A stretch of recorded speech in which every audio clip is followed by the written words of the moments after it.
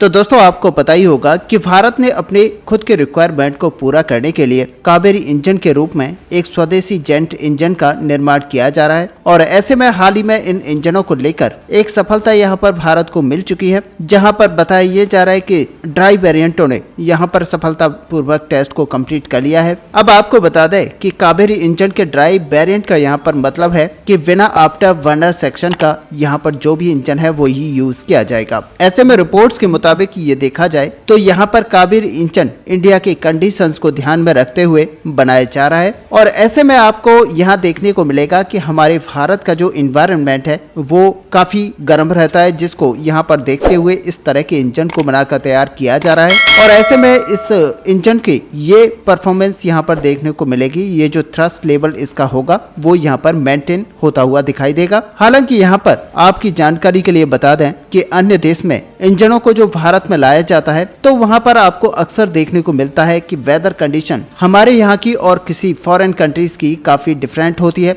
जहां पर आप देखेंगे कि अगर यूरोपियन कंट्रीज से इंजन को हम लेते हैं तो वहां पर काफी ठंडा माहौल होता है, जिसके चलते वहां पर उसी तरह की वेदर कंडीशंस के देखते हुए इंजन को डेवलप किया जाता है। लेकिन अगर भारत में इसको यूज करना है तो यहाँ पर पूरी तरह से जो वेदर कंडीशन है वो बिल्कुल डिफरेंट होती है, जिसके चलते इंजन में कई सारे मॉडिफिकेशंस करना जरूरी होता है। लेकिन आपको बता दें कि यहाँ पर मॉडिफिकेशंस इतनी जल्दी कर पाना काफी ज्यादा मुश्किल होता है और इसी वजह से अब यहाँ पर विशेषज्ञों का मानना है कि हमारा जो कावेरी इंजन है ये पूरी तरह से हमारे वेदर के हिसाब से सेटअप है। और अक्सर दोस्तों यहाँ पर देखने को मिलता है कि जब हम किसी फॉरेन कंट्री के इंजन को लेकर आते हैं और भारत में यूज किया जाता है तो इसका जो एक्चुअल थ्रस्ट होता है वो भारत के अंदर काफी कम होता हुआ दिखाई देता है। और कावेरी इंजनों को लेकर यहाँ पर दावा किया जा रहा है कि इन इंजनों को जितने थ्रस्ट के रूप में यहाँ पर दावा किया गया है असल में ये इंजन उतने थ्रस्ट को मेंटेन रख सकता है। यहाँ तक कि आपकी जानकारी के लिए बता दें कि पिछले साल कावेरी ड्राई इंजनों को लेकर एक बड़ी सफलता को हासिल कर लिया गया था और इस साल इन ड्राई कावेरी इंजनों को लेकर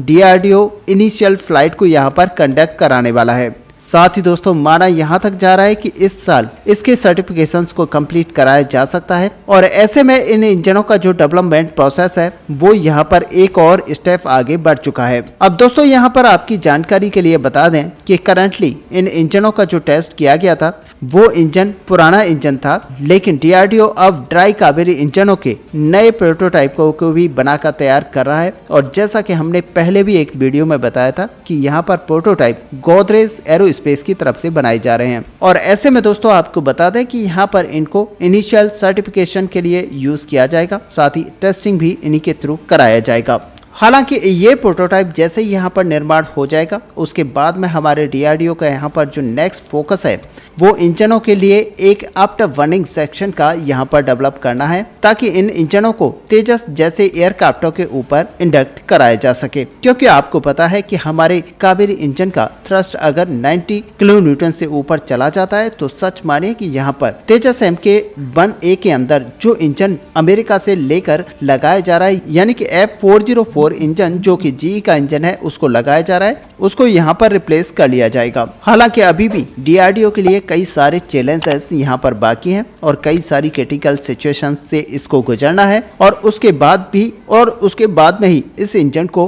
टेस्ट किया जा सकेगा। और ऐसे में यहाँ पर आपको देखने को मिलेगा कि इन इंजनों की सफलतापूर्वक टेस्टिंग को कंप्लीट करने के बाद में इन इंजनों के साथ में आफ्टर बर्निंग सेक्शन को इंडक्ट कराया जाएगा। लेकिन आपको बता दें कि यहाँ पर DRDO अगर इसके आफ्टर बर्निंग सेक्शन को डेवलप कर लेता है तो DRDO के सामने यहाँ पर एक और बड़ा बाधा चले जाएगा और ऐसे में आपको बता दें कि इससे DRDO गवर्नमेंट के सामने इस इंजन के डेवलपमेंट को रखते हुए और भी ज्यादा फंड यहाँ पर मुहैया करा सकता है, क्योंकि आप सभी को पता है कि यहाँ पर जो टेस्टिंग अभी की जा रही है वो पुराने फंड से की जा रही है। और ऐसे में ये इंजन जब यहाँ पर बनकर तैयार होंगे और यहाँ पर हमारी गवर्नमेंट इनको जब सर्टिफाई कर रही होगी तो वहाँ पर आपको देखने को मिलेगा कि और भी फंड इस प्रोजेक्ट के लिए इशू किए जाएंगे। ऐसे में यहाँ पर सबसे अहम जो भारत के लिए है वो यही कड़ी है कि भारत सबसे पहले अमेरिकन इंजन जो कि तेजस MK-1A के अंदर लगाया गया है यानी कि GE का डेवलप्ड F404 इंजन, इसको सबसे पहले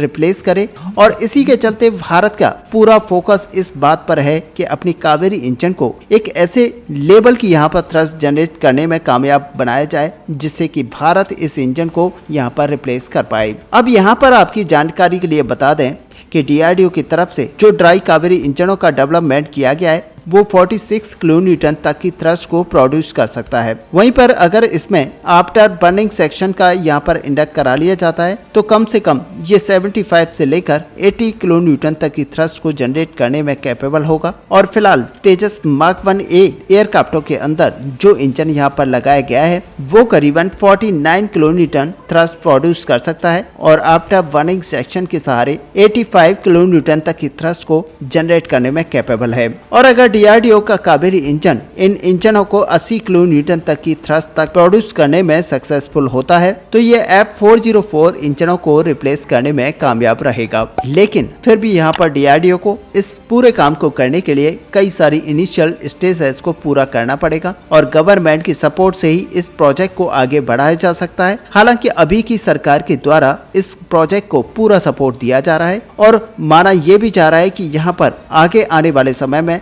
जब DRDO फंड की रिक्वायरमेंट को गवर्नमेंट के सामने रखेगा तो यहाँ पर गवर्नमेंट की तरफ से फंड को इशू कर दिया जाएगा। हालांकि कुछ रिपोर्ट्स का यहाँ पर मानना है कि DRDO 90 किलो न्यूटन थ्रस्ट वाले इंजनों के ऊपर भी यहाँ पर काम करना चाहता है ताकि आने वाले समय में DRDO यहाँ पर F414 इंजन जो कि हमारे तेजस MK2 के अंदर लगाए जाएंगे उनको भी रिप्लेस कर पाए। लेकिन आप मानकर चलिए कि आने वाले 5 साल तक ये प्रोग्राम ऐसे ही चलता रहेगा और इस तरह से DRDO अगर पूरी तरह से यहाँ पर कामयाब रहता है तो DRDO यहाँ पर 95 से 100 किलो न्यूटन तक की थ्रस्ट का एक ऐसा इंजन डेवलप कर पाएगा जिसको यहाँ पर कावेरी 2.0 के नाम से जाना जाएगा और जिस पर हम कई सारे जानकारों का यहाँ पर मानना है कि इस पर काम करना स्टार्ट कर दिया गया है और आने वाले समय में यानी कि आने वाले 3 से 4 साल के अंदर ही इसको टेस्ट कर लिया जाएगा। अब यहाँ पर आपकी जानकारी के लिए बता दें कि जो F404 इंजन है उनका इस्तेमाल तेजस MK1A फाइटर जेट के अंदर किया जा रहा है और ऐसे में दोस्तों यहाँ पर देखा जाए तो ये अमेरिकन इंजन है और भारत जैसे देश की कंडीशंस में आता है तो यहाँ पर इसकी जो थ्रस्ट है वो काफी डाउन हो जाती है और ऐसे में आप मानकर चल सकते हैं कि इसकी जो थ्रस्ट है वो यहाँ पर 5 किलो न्यूटन तक कम हो जाती है। यानी कि F404 engine 85 kilo Newton thrust को जनरेट करने के लिए डिजाइन तो किया गया है लेकिन भारत में आते आते इसकी जो थ्रस्ट कैलकुलेट यहाँ पर की जाती है तो वो 80 किलो न्यूटन तक रह जाती है। और ऐसे में कावेरी इंजन्स को लेकर ये दावा किया जा रहा है कि फिलहाल इन इंजनों को जितनी थ्रस्ट के लिए यहाँ पर बनाया गया है इनके अंदर भी उतनी थ्रस्ट को प्रोड्यूस किया जा सकता है। और अगर आप मानकर चलिए कि यहाँ पर कावेरी इंजन के द्वारा 80 किलो न्यूटन तक की थ्रस्ट को जनरेट करने में सफलता हासिल हो जाती है तो बड़े आराम से इन अमेरिकन इंजन्स को यहाँ पर रिप्लेस कराया जा सकेगा। अब ऐसे में आप मानकर चलिए कि कावेरी इंजन जो कि भारत यहाँ पर बना रहा है इनको भारत की बजाय अगर यूरोपियन कंट्रीज के अंदर यूज किया जाता है जहां पर कि ठंडा माहौल है तो वहां पर इनकी जो थ्रस्ट है वो एक्चुअल में 85 से 86 किलो न्यूटन तक निकल कर आएगी क्योंकि वहां पे काफी ठंडी होने की वजह से इनकी थ्रस्ट ऑटोमेटिकली 5 नंबर्स में बढ़ जाएगी। अब यहाँ पर समझने वाली बात यह है कि अगर इन इंजनों के साथ अपने तेजस MK1A फाइटर जेट को यहाँ पर दूसरे देशों को एक्सपोर्ट किया जाता है जहाँ पर कि ठंडा मौसम है तो उन देशों के लिए ये काफी अच्छा काम कर सकता है। और ऐसे में यहाँ पर देखने को आपको मिलेगा कि कई सारे देश हैं जो कि इसी तरह के पश्चिमी देशों की तरफ से आते हैं जहाँ पर कि काफी ठंडा माहौल है और ऐसे में इन इंजनों के द्वारा बने हुए एयरक्राफ्ट्स को इन देशों को अगर एक्सपोर्ट किया जाता है तो भारत के लिए ये काफी पॉजिटिव वाली न्यूज है। और ऐसे में दोस्तों आपको देखने को मिलेगा कि आने वाले समय में अगर भारत अपने इंजन के अंदर थोड़ा सा और इम्प्रूवमेंट कर लेता है और इसकी थ्रस्ट को करीब 5 किलो न्यूटन से और भी ज्यादा बढ़ा लेता है तो सच माने कि आने वाले समय में भारत